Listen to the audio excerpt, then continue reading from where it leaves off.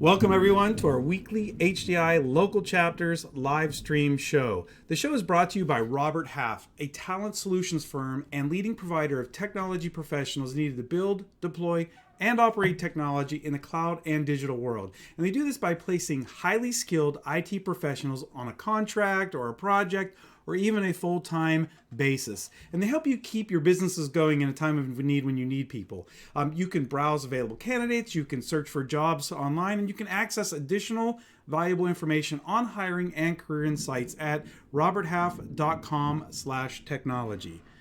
All right, so let's get on the show. So today our guest is Heather Beck. Heather is a technology geek and customer service fanatic. Currently, she's the director of product support at SAP.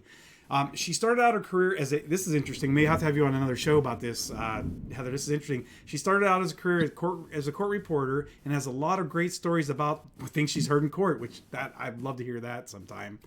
But she left to get into technology. She's now also the president of the HDI local chapter in Seattle, Washington. And whether she's working or volunteering, her passion is to give employees and customers the best experience possible.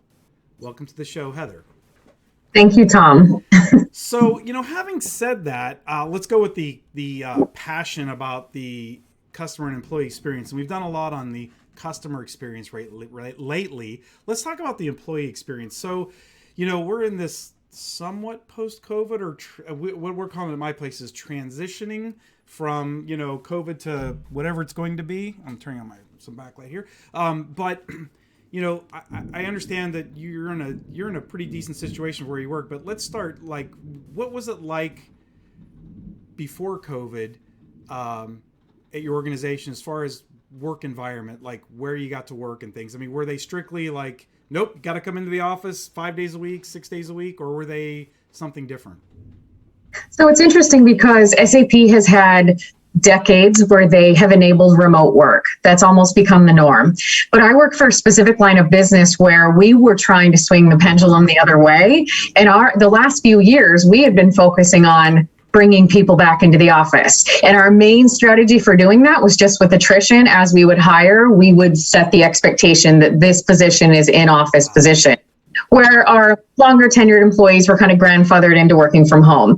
So pre-pandemic, we were very much in-office expectations, in-office requirement. I think that the most flexible we had been was allowing 1 day a week flex option where they could work from home, but otherwise we expected employees to be in the office at least 4 days a week. No exception. So first I got to say, I apologize to the audience if you hear a lot of rumbling behind me. We are getting a nasty storm here. So it may be the Heather Beck by herself show here in a few minutes. I hope not. But anyway, so I'm in an organization where it depends on your job and, pre-COVID and then obviously COVID for us was 100% remote work. Well, I shouldn't say that either. Mostly 100% remote work except for essential employees. Was that the same where you were at during the COVID time? Yeah, absolutely. So my office, I'm personally based in the Seattle area, and we were the first case of COVID in the U.S. If you'll remember, it happened just 2.5 miles from my home.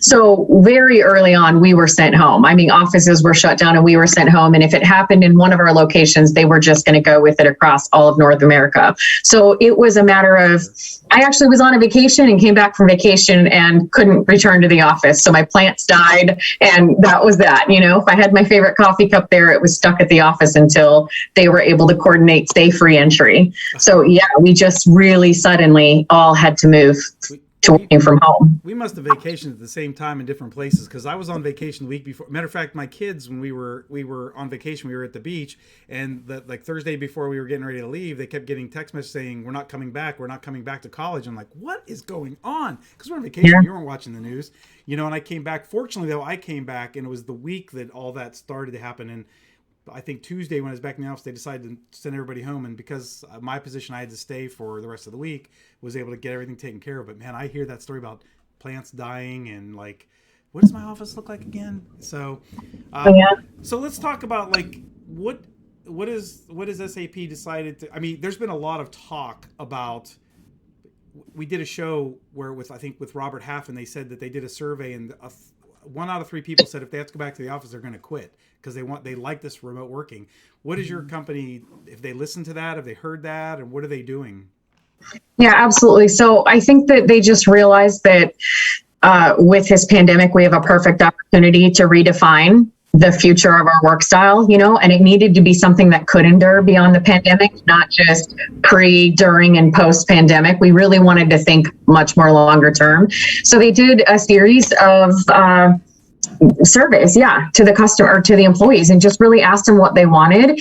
And we found out, this was about the end of 2020, 94% of our customers, our employees, would plan on using any flexibility that was offered to them. So basically 94% of the employees were saying, yes, this will be great if you can provide me either a remote or a hybrid environment.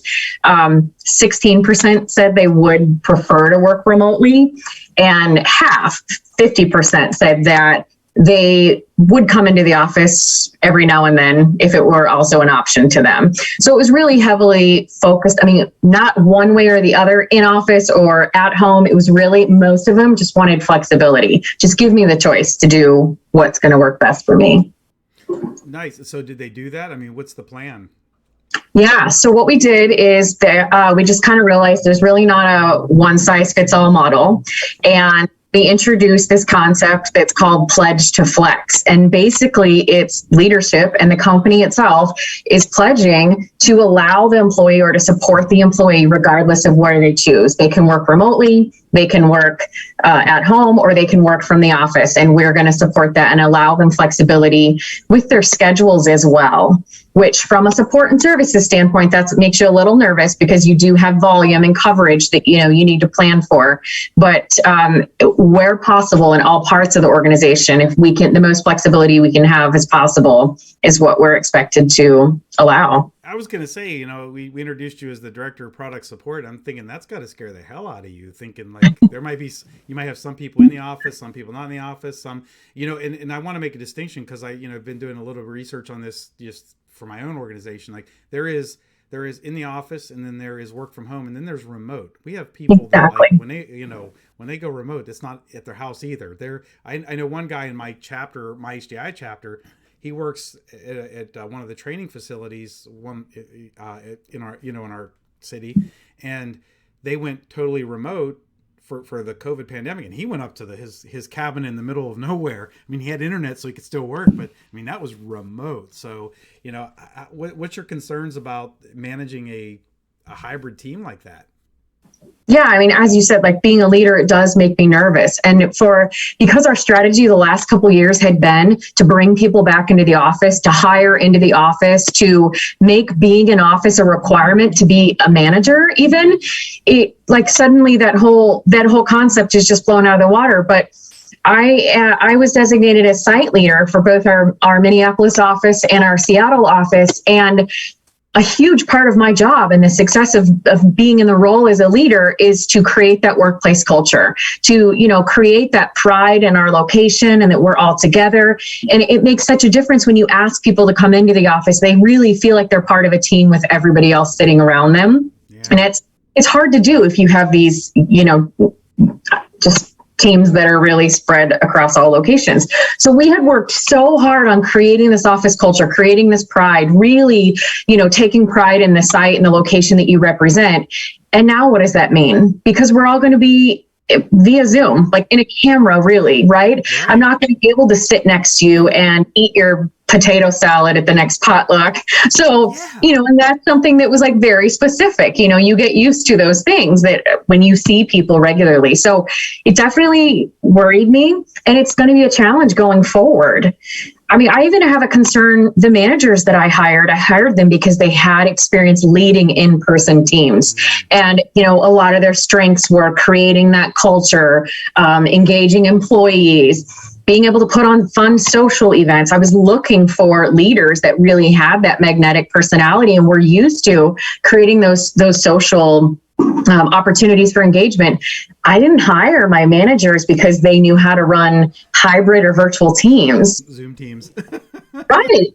So it's a whole new skill set that you have to come with. And it's like, wow, I'm surprised that we didn't see this coming. I just wish that we had been better prepared, but we had organized our teams before, remote teams or in-office teams, and the employees and the leaders just fell into that naturally. And now we're having to just blur all those lines. So not to put you on the spot, although you told me I could, and I'm not trying to throw your company under the bus. So this question is just curiosity. Is the directors and managers also have the option to work remote, or is it they have to be in because they're managing both hybrid type, employees? No, it's all levels. Oh, wow. It's all levels. Yeah. We are talking about is the right thing to do to have some leadership presence in the office every day. But then you look at your roster of managers or leaders and say, well, how would we split this up? In a smaller location, it may not be fair. You'd have one or two managers always having to come in versus a large location where the rotation could be different. But we just felt like we have to be good and we have to have a presence and understand how to lead regardless of who's physically next to us. Yeah. So yeah, we have full flexibility and support. It's all levels of the organization. And I can see from both sides of this coin, because I know where I'm at. My boss has told, there's two of us that kind of do, one is a Unix manager and I do the PC Mac management for our college inside of our university. And he said, well, I need one of you to be on campus every day. It'll be like me 3 days this week, 2 days next week.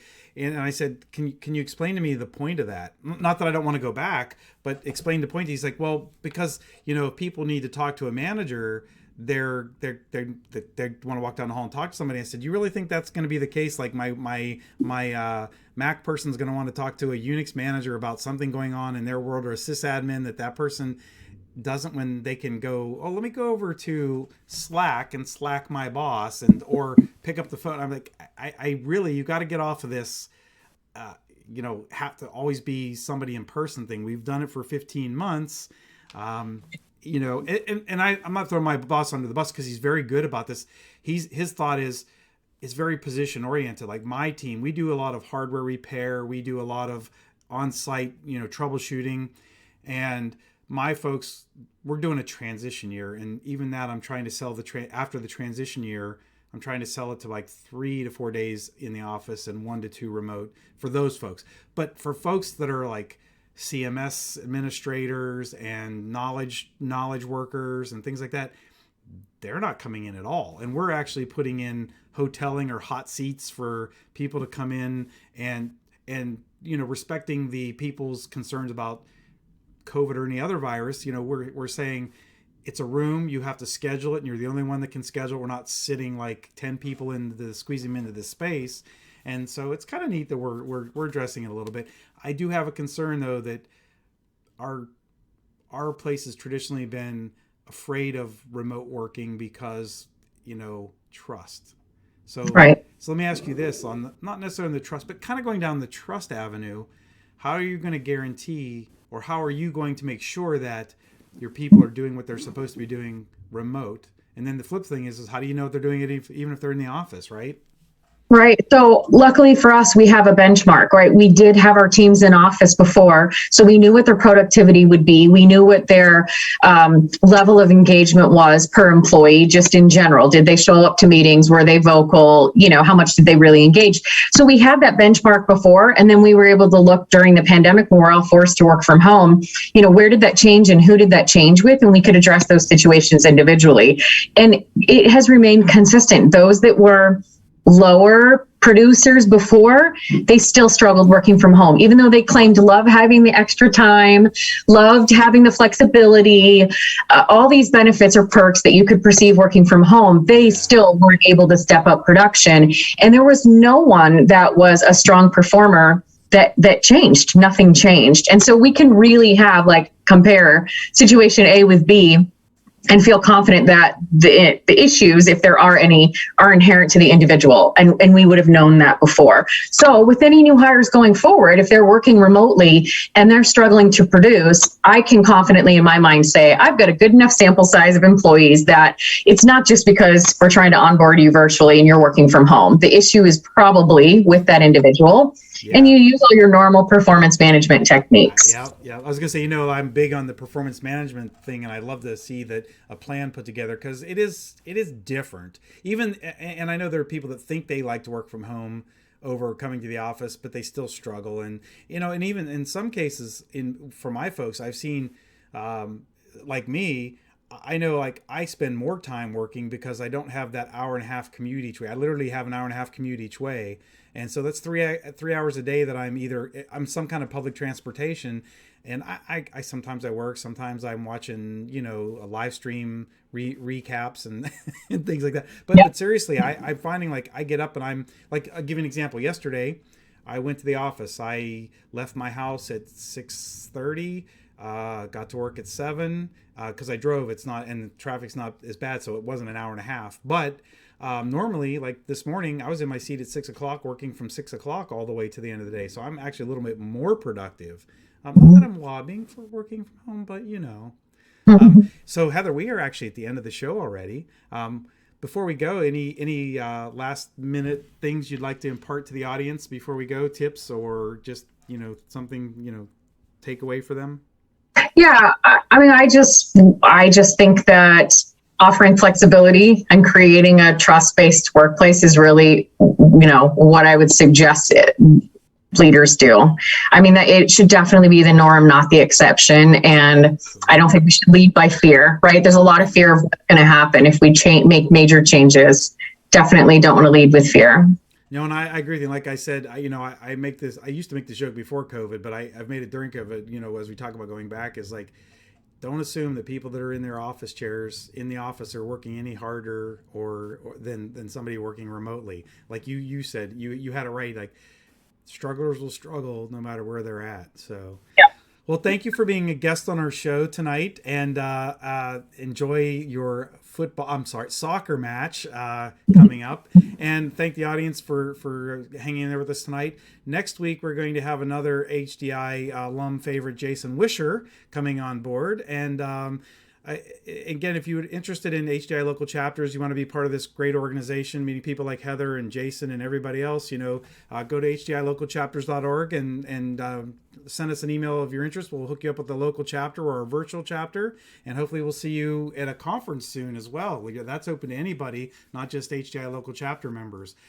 So remember to follow us on Twitch and YouTube, and follow hashtag HDI local chapters, and we will see you all next week.